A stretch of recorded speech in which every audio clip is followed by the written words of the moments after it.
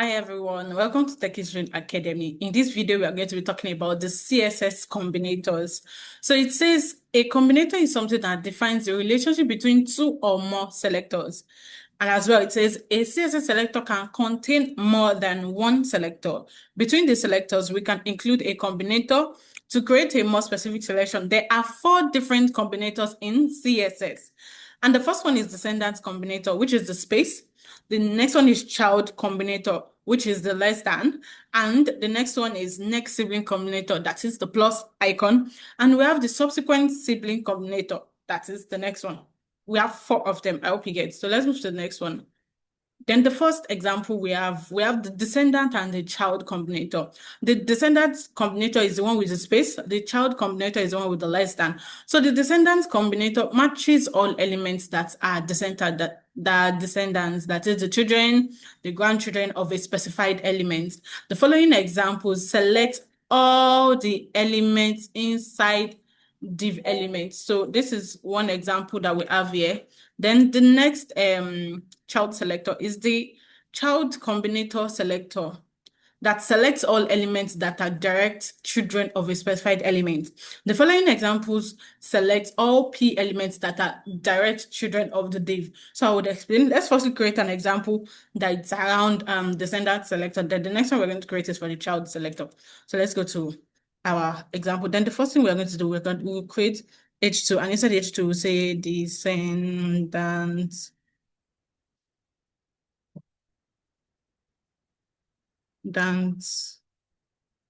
selector.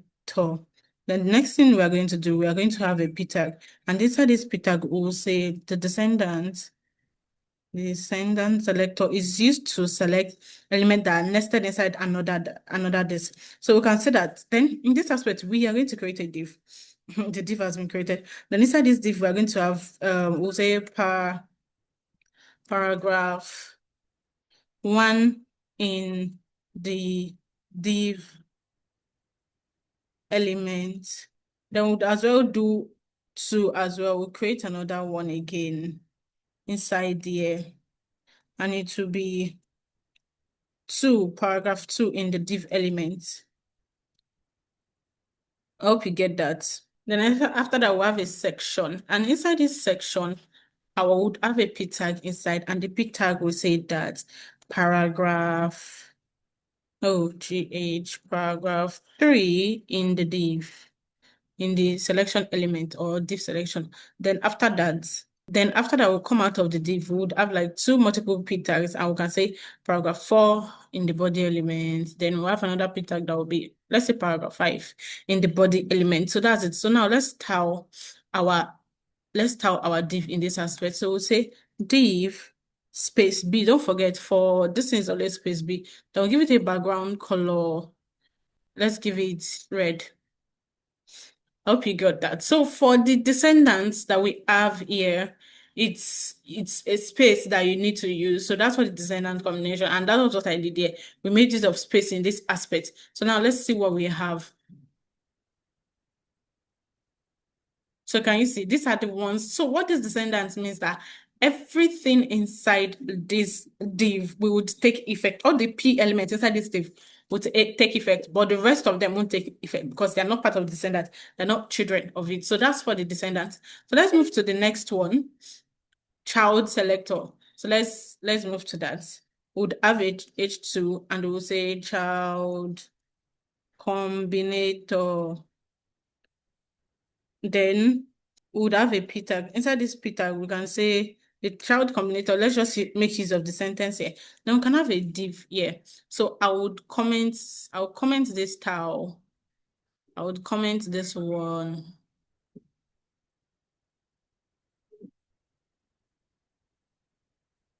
Then, okay. So now inside this div, we can have a p tag, and inside this p tag, we'll say paragraph 1, paragraph 2, inside the div element. Then inside it, we can have a section, and inside this section would have a p tag, which will say, which will say paragraph 3 inside this one, and then outside it will have another p tag, which will be paragraph 4 inside this. So this is very good. Then outside the div, we can have paragraph, which will give us paragraph 5. Then we can have another one, which will give us paragraph 6. Now, this is good. So now let's tile it. So we'll be making use of that. So instead of this, let's do it like this. Yes, and let's give it a background color, which is this. So this is easier. So now let's check it out.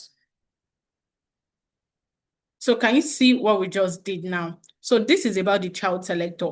This is it. So these, the ones inside that div are the one taking effect. Despite the fact that we had a section, it's still not the direct child to this div. Let me explain what I'm saying. So now we have this div 1, div 2, because they are inside this, but this p tag is inside another parent. So it's not taking effect because it has another parent.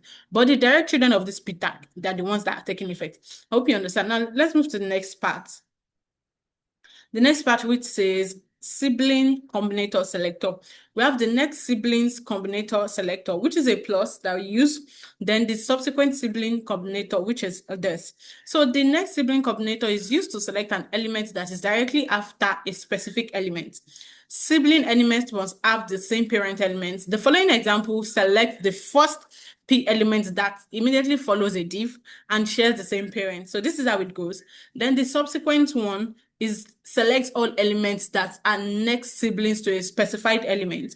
The following example selects all the P elements that are next sibling of the div and they share the same parent. So let's go to our own example. Let's create another one. So we can like take this one off since we are no more making use of it. Then we have H2, and instead of H2, we'll call it next sibling